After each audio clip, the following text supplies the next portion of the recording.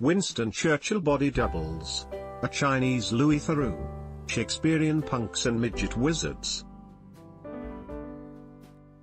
These are just some of the weird and wonderful film and TV extra roles currently being advertised for online.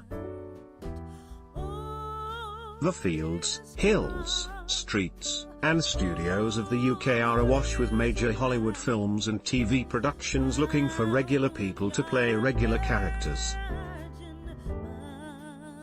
All you need to do is sign up to one of the extras agencies, like Casting Collective, Mad Dog 2020, Universal Extras and Extra People, and you too could be joining thousands of others on their early morning journeys to stardom. A train ride to East Anglia or Liverpool this month, for example, could see you on set with Ed Sheeran and Lily James in Oscar winner Danny Boyle's new as yet untitled comedy film. A special request for that was someone recently married and able to come in their wedding dress. Other options in the capital include rubbing shoulders with Dame Helen Mirren and Sir Ian McKellen during the filming of The Good Liar, or gaping at Tom Holland in his Spidey suit, swinging across the rooftops, for filming of the Spider-Man: Homecoming 2. Thousands of extras were used in Atonement, Universal Pictures. We get all sorts of weird and wonderful briefs across our desks, laughs Chrissy Malcolm, head of casting at Mad Dog 2020 Casting. We've been asked for a rent-a-crowd for a funeral, a contortionist dead body, an old lady with false teeth to ride a roller coaster, individuals proficient in double dutch, and a Chinese Louis Theroux. Unsurprisingly, requests like these can attract some unusual characters, as well as the odd joker. For the TV series Vikings, the production team were recently seeking a woman with a newborn willing to breastfeed in the background on camera. One guy responded on Facebook, "I can shave my beard to play the role of the baby if you are unable to fill the part." Joking aside, the more people that know about the production, the easier it is to cast. But often with bigger projects, they also have to be more covert and keep things under wraps. It's a nice surprise for people who have been booked on a code-named project to turn up and realize it's a massive franchise film, says Malcolm. But sharing screen time, and perhaps even dialogue, with the likes of Eddie Redmayne, Jennifer Lawrence or Daniel Craig is very rare. To even get chosen as an extra, you're doing well, as the competition for spots is tough. Once on board, you're likely to be only a blot on the background landscape. Crowd scenes in Fantastic Beasts and Where to Find Them, that said, the experience itself can be fun. Many of the productions hold open castings in the area where they're shooting, so locals can just turn up, see what's going on, and try their luck. As one hopeful for the Danny Boyle film said, "I've got my wedding dress ready and my fingers crossed." To make it as an extra, you need to be flexible, reliable, and very patient. Once you're chosen, you have to make it to set very early, between 5 a.m. and 6 a.m., which can be a challenge in itself, especially if it's in a field in the middle of nowhere. Then there's a lot of standing or sitting around waiting to be called, says Jonathan Taylor, an 8-year veteran on the extras circuit. He explains he gets cast in a lot of period dramas thanks to my hair, it's long enough to be groomed into period styles, and has become a renowned crossword specialist, this being his approach to killing time. But he believes it's worth the waiting time for the memorable moments on set. I did a ballroom scene on the Victoria series with about 150 other extras all dressed in immaculate period costumes, and the atmosphere was electric, he enthuses. On Joe Wright's Darkest Hour, there were about 450 of us supporting artists in a mock-up of the Houses of Parliament, which was incredible, and then the director got us all to do a sing-along to David Bowie's Starman and the Beatles. Hey Jude.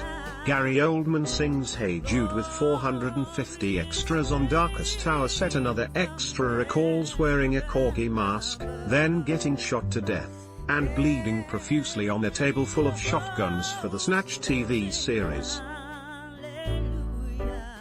which was a great shoot. Even professional actors sometimes get involved in the extras game. They see it as a chance to ask lots of questions, understand more about lights, where to stand, what you should and shouldn't do, without the pressure of speaking their lines and putting in a perfect, professional performance. I do a load of body double work, says Johanna Farker, who's acted in films and commercials. I doubled for the actress, Hannah John Carmen in Ready Player One, which meant I got to work with Steven Spielberg. To be able to do that so early in my acting career is incredible. The other great thing about being an extra is it is literally open to anyone, including those with physical disabilities or mental health problems. I have a 9-to-5 job building prosthetics, says Carl Ives, an amputee extra. But I've also got to perform in Downton Abbey, Pirates of the Caribbean, and Snow White and the Huntsman. Although usually as tramps and homeless people with one leg, another amputee actor, Scott, managed a little infamy by getting the part of Quiggold in Star Wars 7, The Force Awakens, and has been dining out on it since, attending Comic-Con and signing autographs. They even made a figurine out of his character. Stormtroopers in Star Wars, The Force Awakens. There are dedicated extras who can pretty much do it for a living, especially around London, where the pay is higher. We had people who were injured on World War Z and yet they were still coming back to perform again, says Candy Marlowe, a veteran crowd second AD who's worked on Dunkirk and Fantastic Beasts and Where to Find Them, among others, where jostling crowd members might sustain the odd bruise or scrape.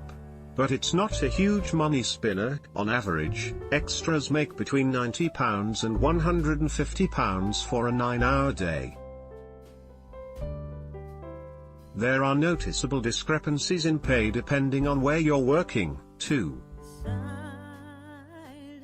Tensions have risen because their filmmakers' unions, FAA pact agreement on pay only covers within 40 miles of Charing Cross, explains Tom Walker, managing director at Extra People. Outside London, the minimum for a 10-hour day can be as low as £75. That's something we're trying to rectify. But this could rise over time, especially if you're given dialogue. You can also get more if your production requires certain skills like swimming, playing sports or juggling, says Amy Lation, marketing and events coordinator at Universal Extras. The people in charge of the extras on set are the second and third assistant directors and crowd ADs. It's their job to find and secure the right people for scenes, and then make sure they do what they're supposed to, which isn't always easy. For the film The Legend of Tarzan, I had to find people in London to play Senegalese warrior tribesmen, recalls Marlowe. In the end I decided to go for elite athletes, so went around the London gyms to speak to these guys. I had to get them to strip because the roles required them to just wear loincloths. But they were fine with it. Joe writes Atonement was another memorable shoot. We had to use thousands of extras for that film. Literally everyone in Red Car where we're shooting came on board to play soldiers, recalls Marlowe. A ball scene in Downton Abbey, ITV, she's developed an instinct for the kind of people that will work and those that will be a pain. The latter usually try to get in front of the camera, while it's the shyer ones, happier to fall in, that tend to get more out of the experience. Filmmakers, and agency staff, have plenty of amusing tales of their own of how, why, and when things go wrong with extra, and they share certain common bugbears. Chief among these are availability, reliability, and haircuts. We get a lot of dropouts because this isn't professional work, and they often have other commitments, says Walker. Also, someone might be booked for a long hair shoot, but then go to another production first that requires short hair. For example, it's set in World War I, and so have it cut, and then they're not suitable for us anymore. He points out that the selfie has become a vital tool, as it means the agencies can get up-to-date images of their extras. But once on set, supporting cast are not allowed any digital equipment because of the secretive nature of the film industry. Hence why many bring crosswords and books. Amazingly, some manage to remember to bring reading material, yet turn up to costume fittings not wearing any underwear. We do get calls from the costume guys telling us to remind people to wear pants, laughs Walker.